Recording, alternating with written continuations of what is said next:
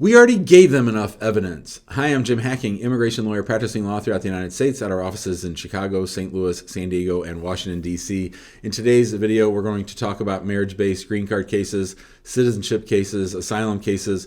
What we're talking about specifically is how much evidence is enough, and my belief that too many immigrants go through this process with the wrong mindset. We're going to teach you the right mindset of what it takes to get your immigration benefit conferred. What are you going to have to show in order to satisfy the government?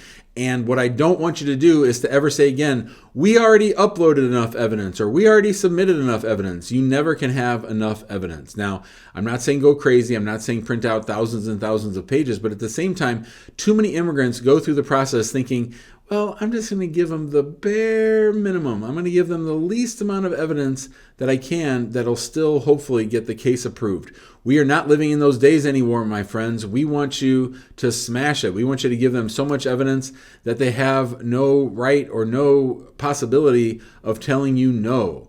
And so when I hear people say, Jim, we gave them enough evidence, they should be satisfied, you're not thinking correctly. They're not looking for ways to help you. They're looking for ways to deny you. So you want to give them so much evidence that they have to approve it. And people that say to themselves, well, Jim, I have a lot of evidence. This is a real marriage. I don't know who they think they are getting to ask me about my marriage. Well, that's their job. Their job is to figure out whether you're entitled to become a citizen, whether you face persecution back home and deserve asylum, whether you get to get a green card based on marriage or employment or some other basis.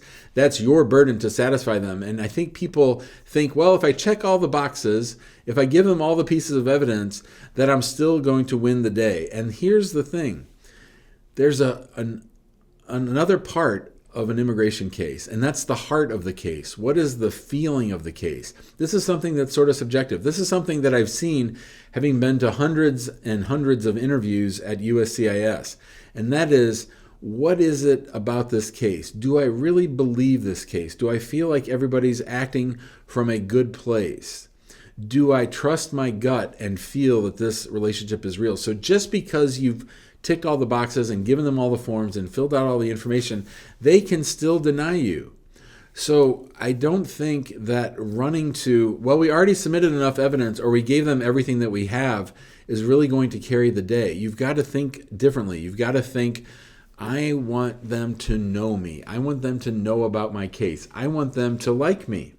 I want them to know that I'm a good person and that I deserve this benefit, because I believe that immigration officers can oftentimes, not always, but oftentimes sniff out fake cases, sniff out bad intentions, sniff out bad actors, and that leads to its own set of scrutiny, its own level of fraud detection, and its own level of denials. And so I get that you think that if you do everything right, and you give them everything that you're supposed to, that you're guaranteed to get your case. I have so many people calling my Immigration Answer Show and talking to me like they're engineers, which is, if you put in a certain calculation, an output will come out. And if not, then you have to fix the calculation. But what they don't get is that there is an emotional human side to what it is that we do at immigration. There's part of the process that sort of looks at the whole picture, looks at everything about the case.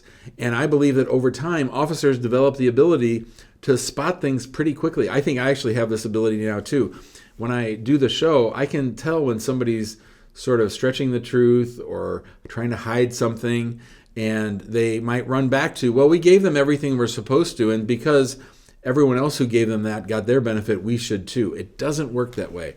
There's a little bit of an element of individuality and a little bit of subjectiveness that goes into every approval or denial. And of course, if you just rely on the evidence that you've submitted and you don't satisfy them that on a human level, this is a real relationship or a really good person who we want to welcome into the United States as a citizen, or someone who really, I can tell looking at them, fears going back home. You can't be clinical. You can't be a robot. You have to be a human being at immigration. You have to be a real live boy, like Pinocchio would say, and present to them a holistic picture of who you are and why you deserve this next immigration benefit. Remember, it's your burden. And if you don't get that emotional connection with the officer or the person reading your application, you're probably doomed, or at least going to find yourself subject to extra scrutiny, extra requests for evidence notices of intent to deny, those kinds of things, which you definitely do not want. So listen to my words and listen to what I'm saying. You have to inject some humanity into your case. It can't just be forms and documents and checking boxes. It's got to be something more than that.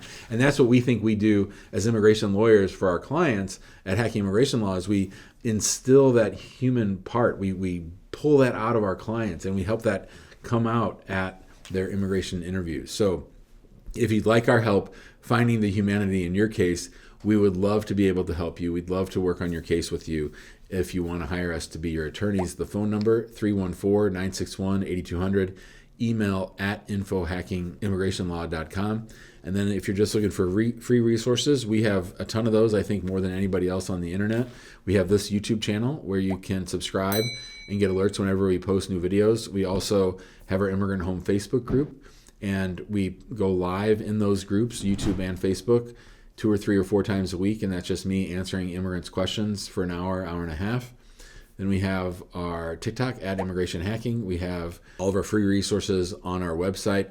We'd love to have you join us. We'd love to have you meet the community, come to the show, check out the live answer show, ask me a question if you like. If you want to get in the waiting room to ask me a question or to get an alert whenever I'm going to go live, just text the word show to 314-470-3300.